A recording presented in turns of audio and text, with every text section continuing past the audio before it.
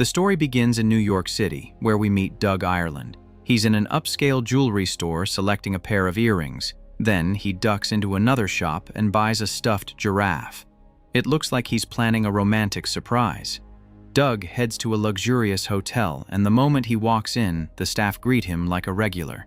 He knows the halls, the names, the preferences, everything that makes guests feel like the place belongs to them. He goes up to a room where a woman answers.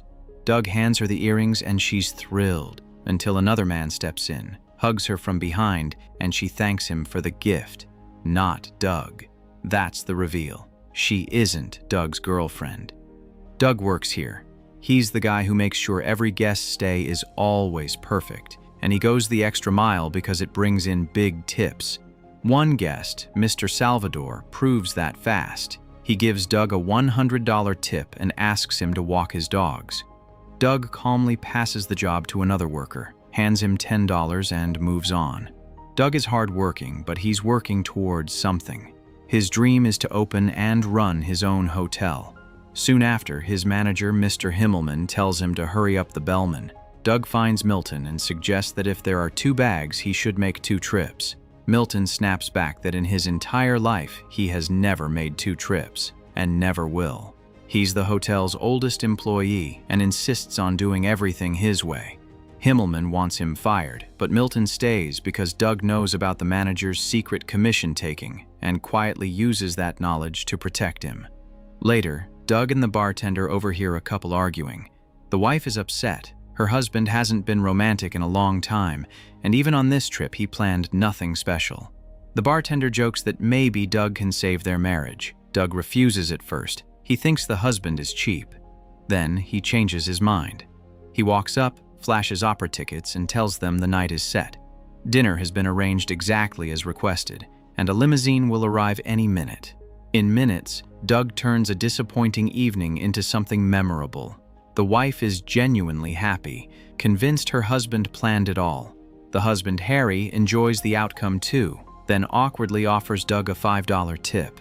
Doug politely refuses and smiles, saying that if Harry ever becomes his best friend, only then will Doug accept a really big tip from him.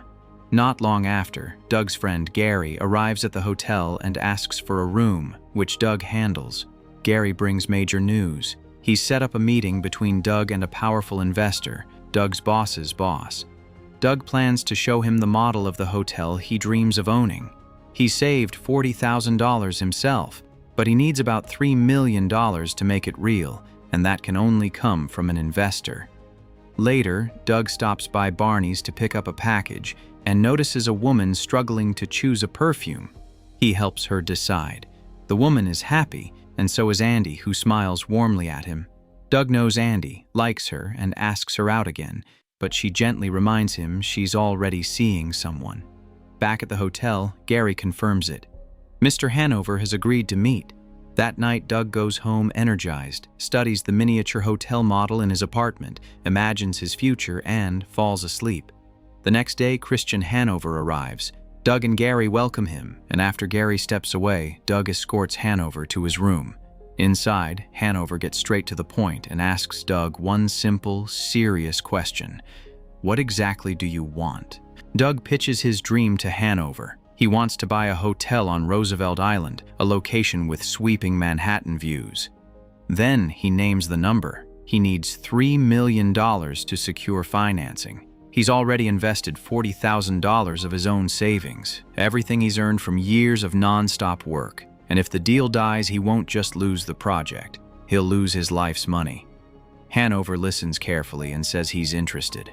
A knock interrupts them. Christian says it's his girlfriend and asks Doug not to mention anything to his wife.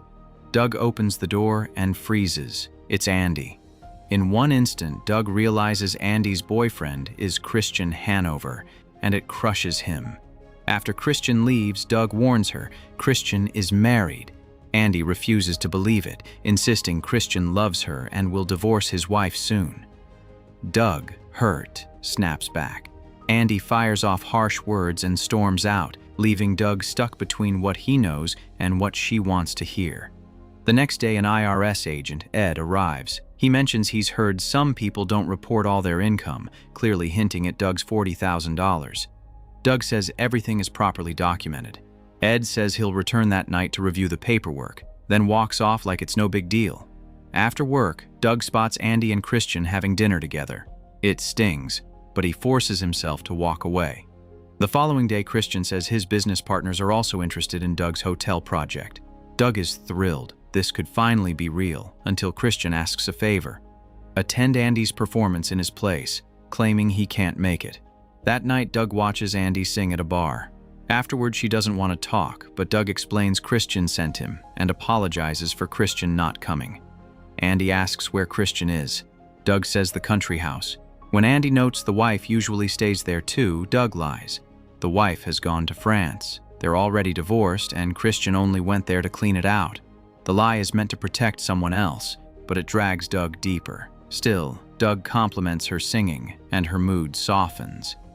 Next day, Christian calls, worried. Andy has been calling non-stop and now wants to come to his beach house, where Christian's wife is currently staying.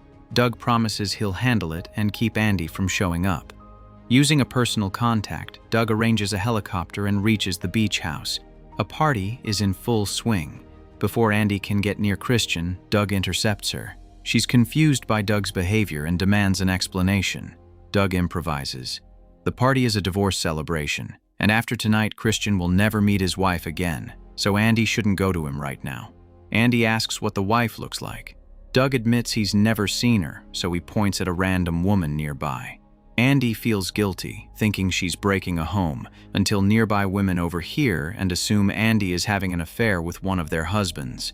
Doug tries to leave with Andy, but near the exit, he spots Ed. Doug has no idea why the IRS agent is there, but he can't risk being cornered.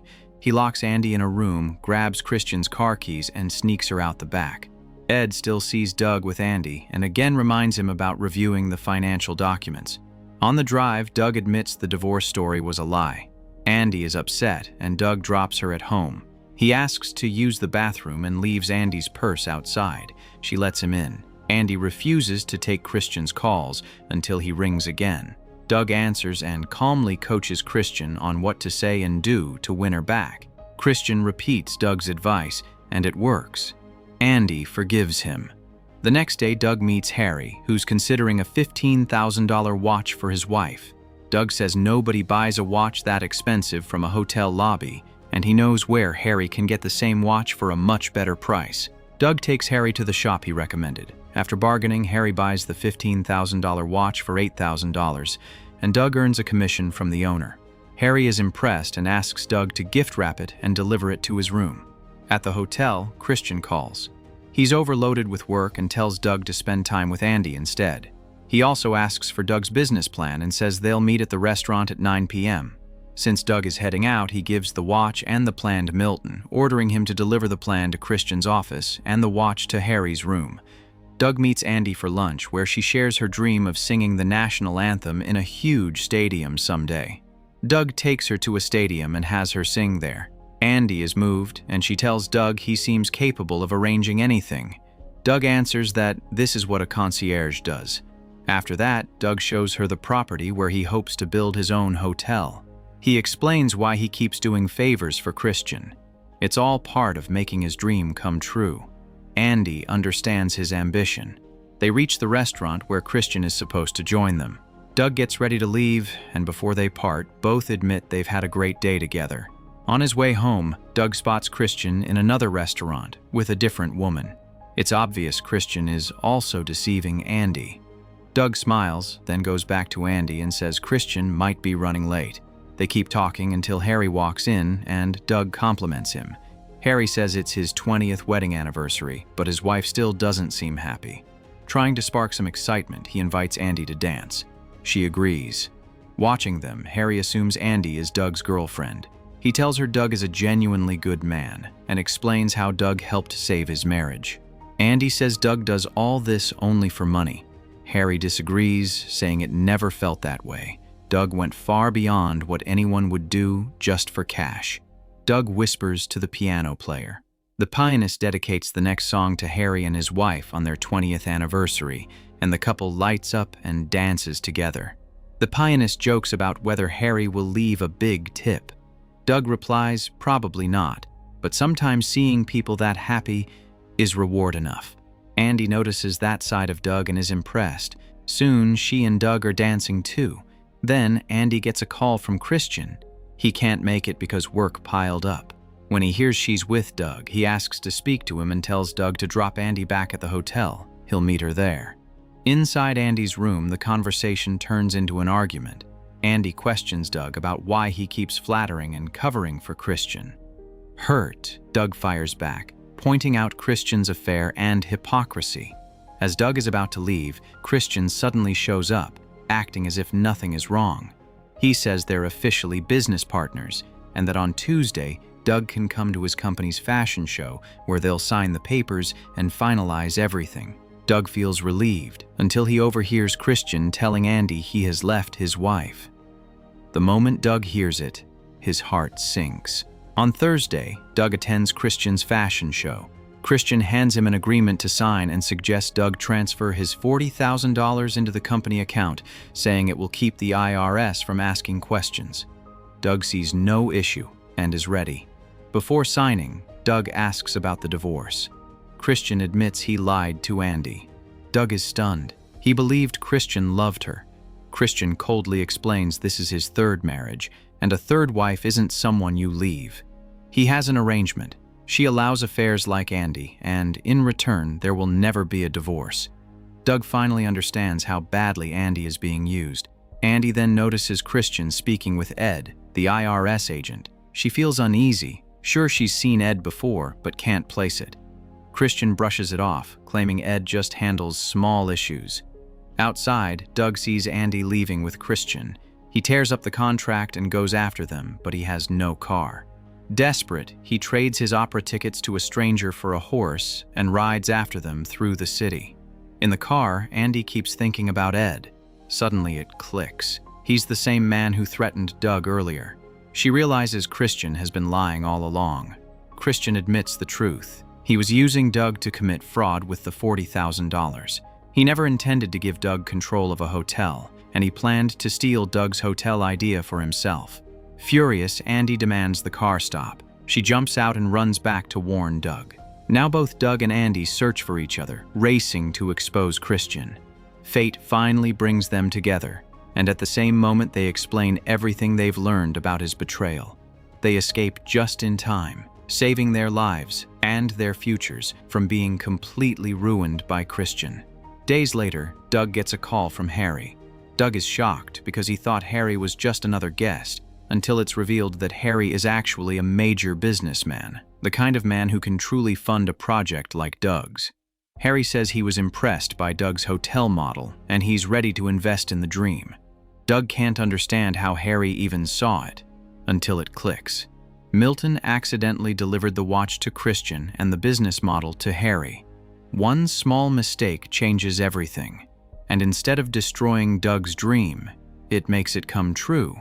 The film ends with Doug and Andy getting married, and after the wedding, Doug returns to the same hotel where he once worked as a concierge, this time not as a worker chasing tips, but as the man finally stepping into the future he fought for. With love, honesty, and the dream fulfilled, the story closes on a warm, happy ending.